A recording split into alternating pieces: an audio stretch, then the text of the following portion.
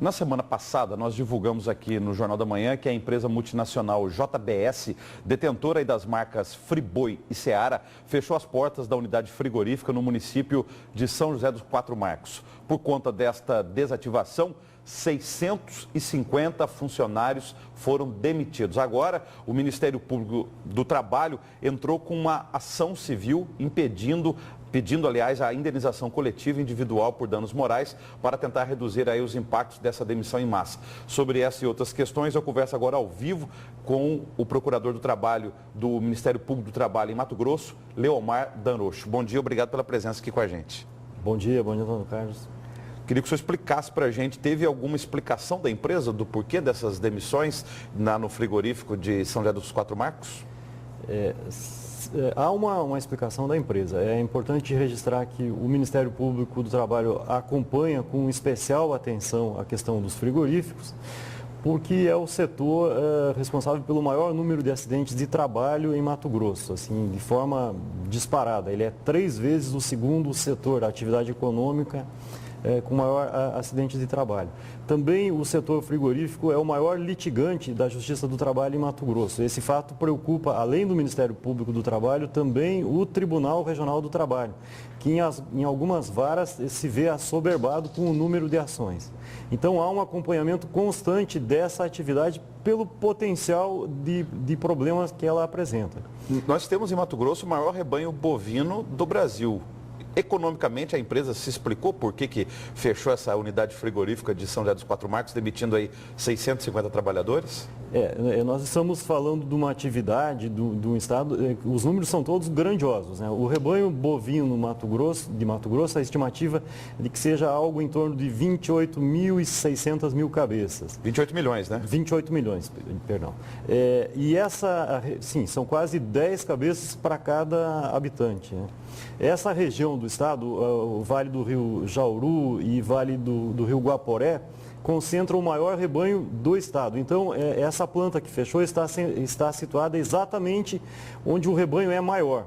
E a justificativa da empresa foi de que haveria falta de animais para o abate, falta de matéria-prima. E é uma justificativa discutível, nos causou muita preocupação, porque a cidade de São José dos Quatro Marcos é uma cidade pequena, com baixa atividade econômica. O impacto dessa demissão, para ter uma ideia, ela é 6 vezes maior do que aquela vida na Embraer, em 2009, lá no Vale do Paraíba, que é uma região rica, uma cidade com múltiplas atividades econômicas. No nosso caso, é uma cidade bastante empobrecida e que tem um impacto violento dessa medida. Alguém pode dizer assim, mas é uma atividade econômica, o mercado se autorregula.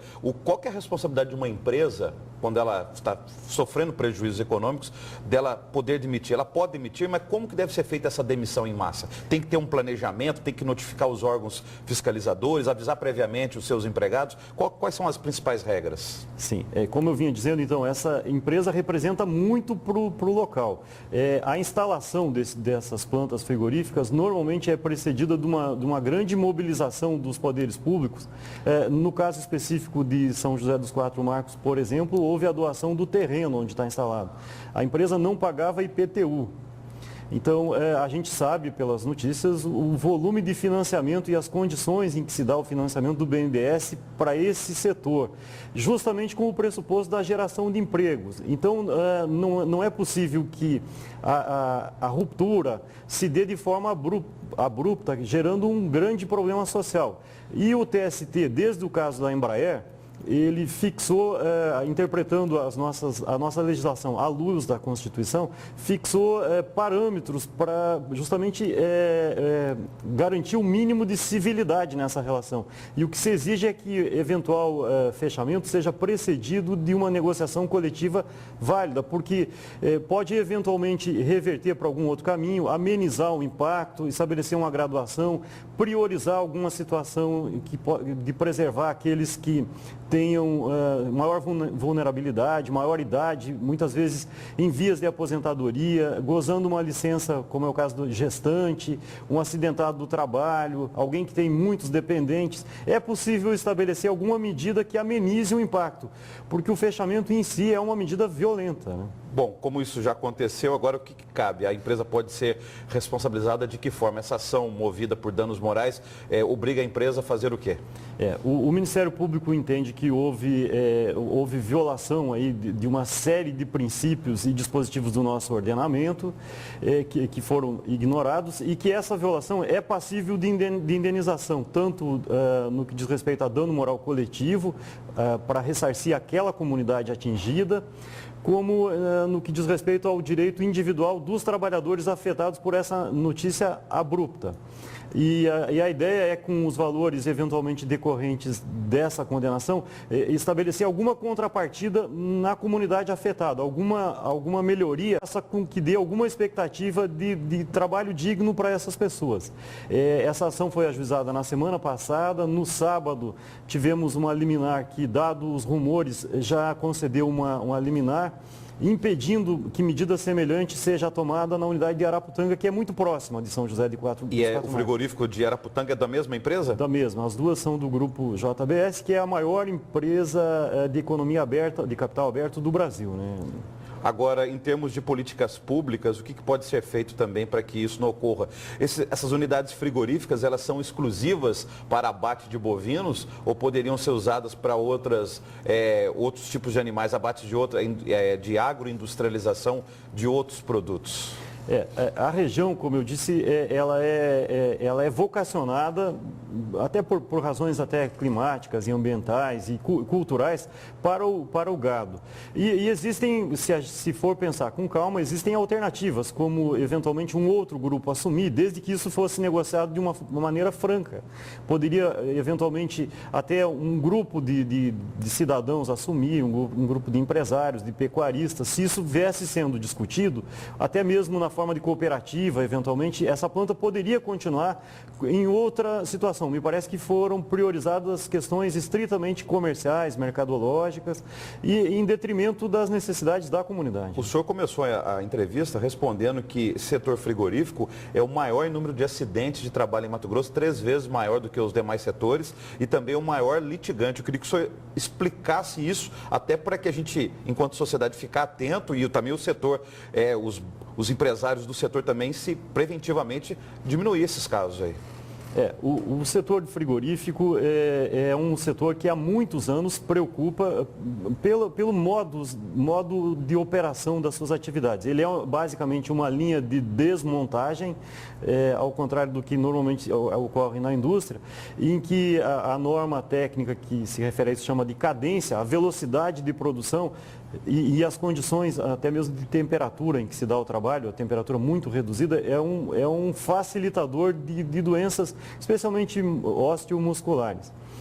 Em Mato Grosso, o número de notificações, como eu disse, de frigorífico é 3 vezes o segundo, que é o da construção civil.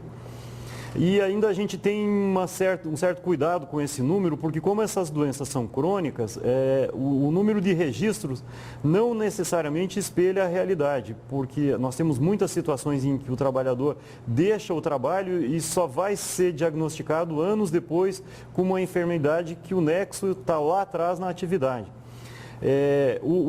Por ter um grande rebanho, Mato Grosso concentra os principais frigoríficos brasileiros estão aqui.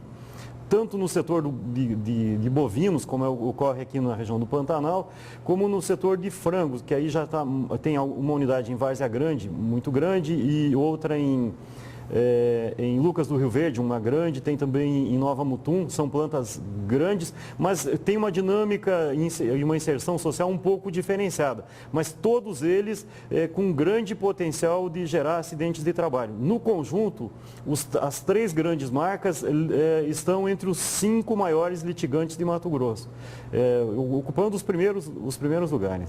Não podemos esquecer, nós estamos no mês de maio ainda, começou com o Dia do Trabalhador, depois teve o 13 de maio, lembrando da libertação dos escravos, e a gente lembra da questão do trabalho escravo. E um número oficial, procurador, chama atenção. Mato Grosso, no ano de 2014, teve só a libertação de um trabalhador escravo. O que está acontecendo em Mato Grosso? Diminuíram os casos de trabalho escravo ou diminuiu a fiscalização?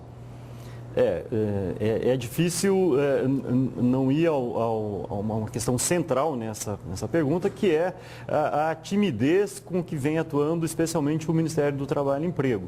E não por falta de disposição de seus agentes, mas pela restrição nos meios de atuação. A gente sabe que tem uma defasagem muito grande no número de auditores, tem um concurso aí esperado há tempo, fala-se em mais de 1.000 vagas abertas no Brasil, quer dizer, houve digamos que um afrouxamento da atividade pela falta de meios. E mesmo aqueles que estão lotados em Mato Grosso, que é um estado gigantesco, com intensa atividade econômica praticamente em todo o seu território, só temos unidades do Ministério do Trabalho e Emprego em Cuiabá e Rondonópolis. Então, todo o Nortão, que é onde tem uma intensa atividade, está meio que abandonado, com atuações episódicas. Também há um outro fator decisivo, que é assim, a intensificação da fiscalização em anos pretéritos fez com que aqueles que eventualmente pretendem investir nessas práticas sofisticassem os métodos, então se tornou mais complexa a atuação. E o desafio de fiscalizar em Mato Grosso é muito grande, as distâncias são assim, consideráveis, né? Obrigado pela sua presença ao vivo, até uma próxima oportunidade. Nós que agradecemos pela oportunidade, bom dia a todos. Bom dia.